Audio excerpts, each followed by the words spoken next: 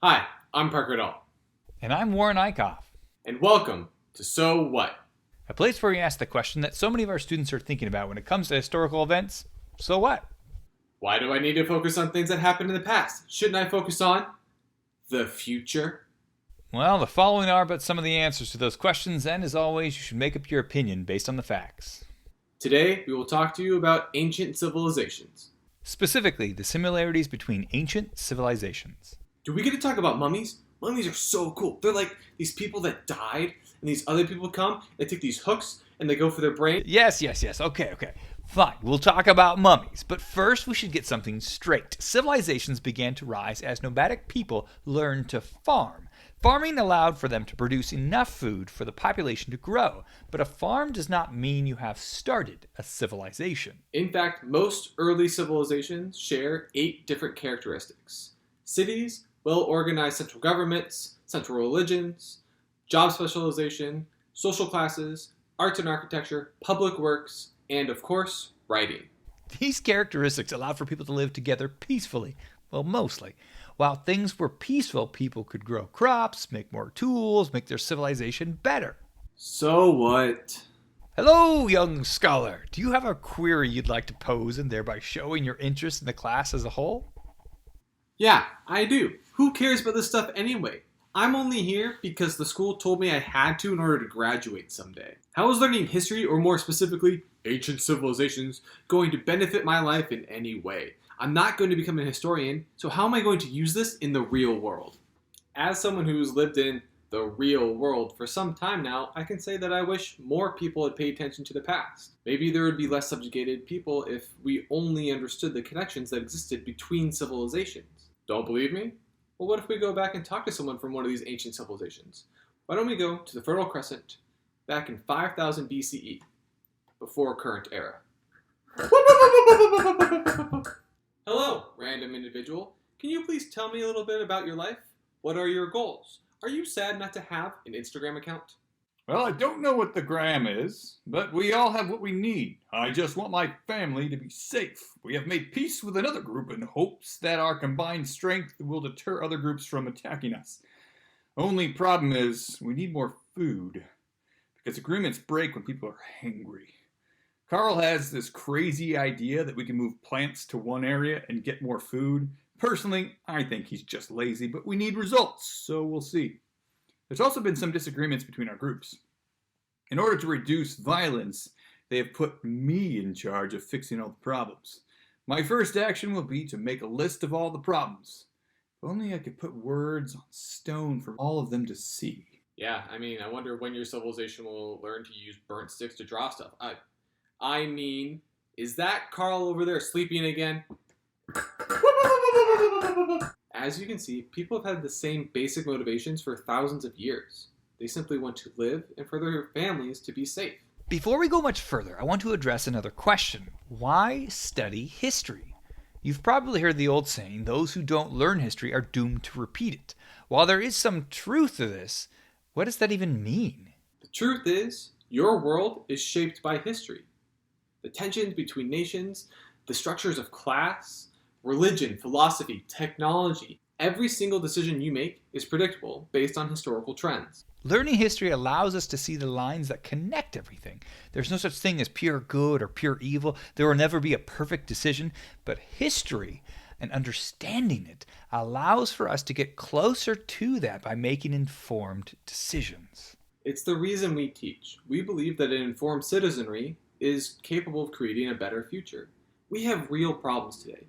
Climate change, famine, overpopulation, nuclear tensions, just to name a few.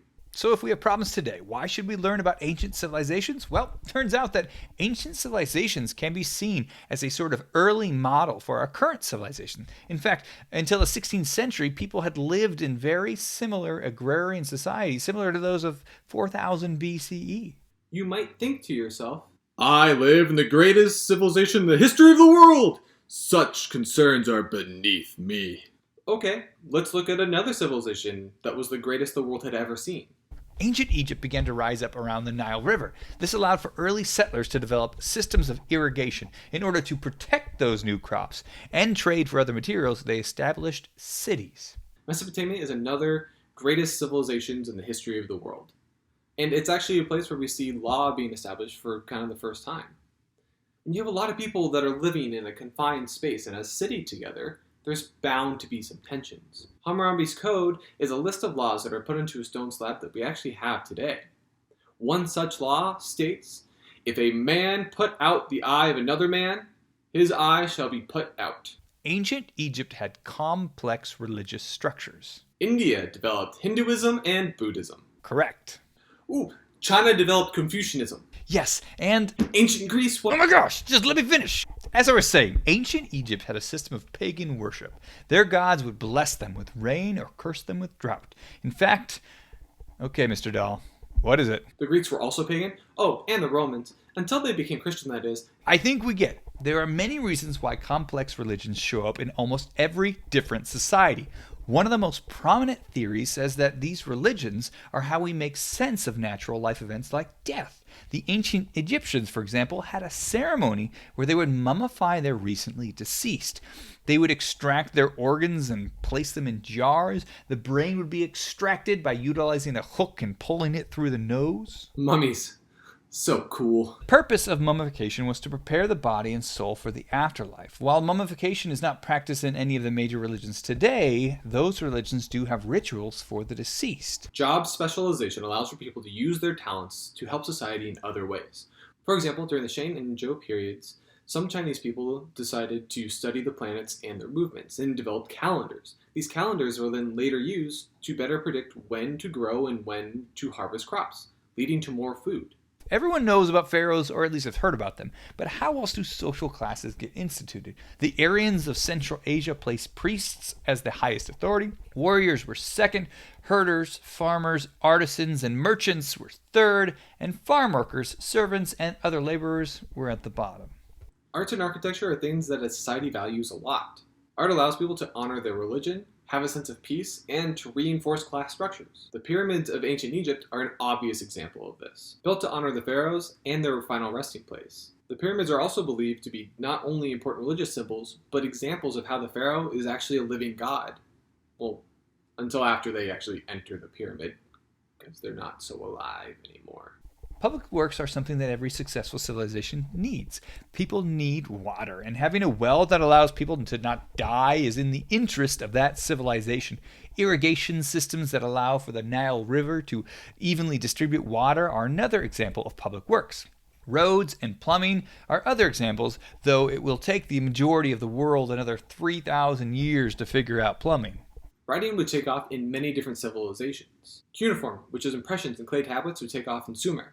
Hieroglyphics in ancient Egypt. And the Zhou dynasty would create the first books, taking bits of bamboo or wood and binding them together with silk and then painting on them. While this might seem trivial to the modern student, it was a huge breakthrough. Now there was a way to collect taxes with less corruption, for people to pass down history without losing big chunks of it over verbal history, and for people to share farming techniques that would allow for farmers to actually get more yields per year every single year. Writing might be the single most important invention in human history, taking us from the same survival story over and over again to creating the world that you know today. Every civilization mentioned here contained all 8 of those characteristics, and many of them would have considered themselves to be the greatest civilization in the history of the world. These aren't the only ones either. There are dozens of civilizations that have considered themselves the greatest civilization in the history of the world, and they all share one thing in common. They all eventually collapsed. Saying that your civilization is the greatest doesn't make it true. You have to first learn what your civilization's values are, how best to apply those values, and then keep doing it. While this is certainly a simplification of the process, there is one thing that will help: education. Remember, people are just trying to make the best decisions for themselves. Endless decisions can be blinding. They make it to where somebody tries to choose at random. They may pick correctly, but the odds are they likely won't. Learning history allows for us to see the shadows of past missteps. These shadows then help point us towards that brighter future. So, are you ready? So you're saying that literally every lesson is going to have some relevance to my life? But if that's true, then it will only help me if I put in the effort to learn and help myself. Challenge accepted. Hey, Carl, hand me that burnt stick.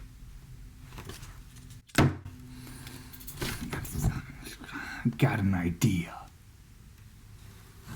Ha ha! Now I have a way